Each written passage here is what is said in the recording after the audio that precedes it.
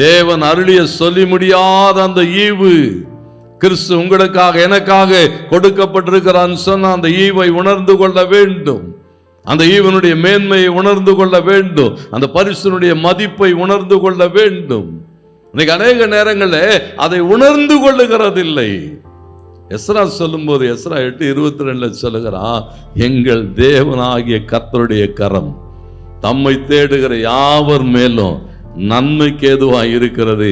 அதனால நான் என்ன செய்யல, எனக்கு துணைக்கு இராணுவத்தை அனுப்பு, குதிரையை அனுப்பு, குதிரை வீரனை அனுப்புன்னு கேட்கறதுக்கு நான் வெக்கப்பட்டேன்னு சொல்றேன். ஆமென் சொல்றீங்களா? ஏன்னா நான் யாரை நம்பி வாழுகிறேன்? என் தேவனை, தேவனுடைய வல்லமை, அவருடைய மகிமையை. வழியிலே சத்துரு வருவான், வழியிலே யுத்தம் வரும், வழியிலே பிரச்சனைகள் வரும். இவைகள் எல்லாம் மேற்கொள்ளுகிறதுக்கு வழியிலே எப்படியாக எனக்கு துணை செய்யும்படியாக குதிரை வீரர்களை அனுப்பும் என்று சொல்லி ராஜாவினிடத்திலே கேட்கிறதுக்கு நான் வெட்கப்பட்டேன் என்று சொல்லுகிறான். ஆண்டவருக்கு மகிமுண்டா, அவனுக்கு அதெல்லாம் விருப்பமே இல்லை. ஏன் நான் சொல்லுகிறான், எங்கள் தேவனாகிய கர்த்தருடைய கரம் தம்மை தேடுகிற யாவர் மேலும் நன்மைக்கு ஏதுவா இருக்குன்னு ராஜா கிட்ட நான் சொல்லி இருக்கிறேன்.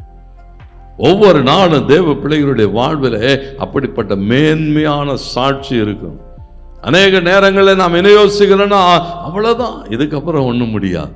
இல்லை இல்லை, யோவான் 11 சொல்லுகிறது, அவர்கள் எல்லாம் சொன்னார்கள், ஆண்டவரே அடக்கம் பண்ணி 4 நாட்கள் ஆகிவிட்டது, நாருமே என்று சொன்னபோது அவர் சொல்லுகிறார், இன்னும் நேரம் இருக்கிறது, நீ விசுவாசிக்க முடியுமானால் தேவனுடைய மகிமையையும் தேவனுடைய வல்லமையையும் காண்பாய் என்று சொன்னார். எதுவுமே முடிவல்ல. ஆண்டவருக்கு மகிமை உண்டாகட்டும். அவர் முடிந்தது என்று சொல்லுகிற வரையிலும் எதுவுமே முடிவு அல்ல.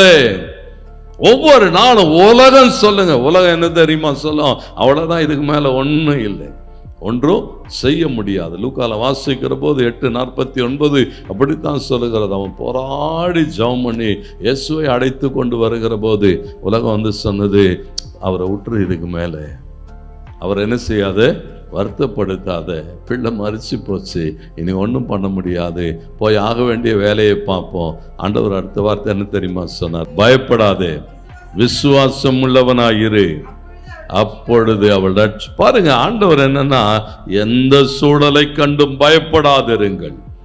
ஒரு பெரிய தேவன் நம்மோடு கூட இருக்கிறார். எந்த சூழலையும் தாண்டி ஒருவனாலும் குணமாக்க முடியாதவளை 12 வருடமாய் போராடினவளை நொடிப்பொழுதிலே குணமாக்கின இயேசு இன்றைக்கும் உயிரோடு கூட இருக்கிறார். பிறவியிலிருந்து குருடனாய் இருந்தான், ஒருவனால் அவனை என்ன செய்ய முடியல, குணமாக்க முடியவில்லை. கர்த்தர் அவன் கண்களை திறந்தது உண்டானால் இன்றைக்கும் அதே தேவன் நம்மோடு கூட இருக்கிறார். அவருடைய மகிமை என்ன செய்யாதீங்க, மட்டுப்படுத்தாதீர்கள். ஒவ்வொரு நாளும் பாருங்களேன், அந்த வேதம் சொல்லுகிறது, அவரை சார்ந்து நிற்கிற போது நாம் எதிர்பார்க்கிறபடி அல்ல, நாம் விரும்புகிறபடி. கர்த்தருக்கு மகிமை. அவர் என்ன செய்வாரா, அதுக்கு மேல செய்வாராம். நாம் என்ன நினைப்போம், நீங்க தானியேல் 3 வாசினா அந்த வாலிபர்கள்லாம் என்ன யோசிச்சிருப்பாங்க, நாங்கள் ஆராதிக்கிற தேவன் எங்களை தப்புவிக்க வல்லவராய் இருக்கிறார் சொல்லியிருக்கோம். கட்டாயம் என்ன செஞ்சிருவார், இப்போ வந்துருவார், இப்போ வந்துருவார்.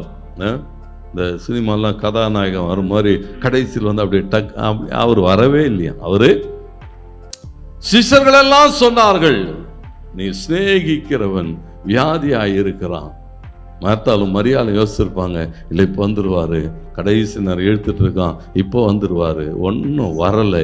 அக்கினி சூளையிலே வீசப்படுகிற வரையிலும், கல்லறைக்குள்ளாக வைக்கப்படுகிற வரையிலும், கடைசி நிமிஷங்கள் உலகம் சொல்லும் இனி வாய்ப்புகள் இல்லை, எல்லா பக்கமும் அடைக்கப்பட்டிருக்கலாம். தேவனுக்கு மகிமை உண்டாக வேதம் சொல்லுகிறது, அவர் தம்முடைய மகிமையை வேறு ஒருவருக்கும் கொடுக்க மாட்டார்.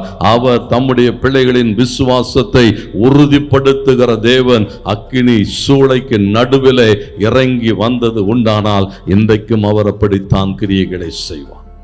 எந்த சூழலும், எப்படிப்பட்ட காரியமோ ஆண்டவருக்கு மகிமுண்டாக ஒன்றை ஞாபகத்தில் வைத்துக் கொள்ளுங்கள், அவருடைய ராஜரீகத்தின்படி, தேவனுடைய மகிமையின்படி, தேவனுடைய வல்லமையின்படி, நாம் நினைக்கிறபடி அல்ல. கர்த்தருக்கு மகிமை உண்டாட்டும். நமக்கு விருப்பம், நமக்கு ஆசை, இப்படியெல்லாம் இருந்தால் நல்லது. ஆண்டவருக்கு மகிமை உண்டாகட்டும். ஆண்டவர் சொன்னார், இல்லை இல்லை, இவைகளை பார்க்கிலும் பெரிதானவைகளை செய்வேன்.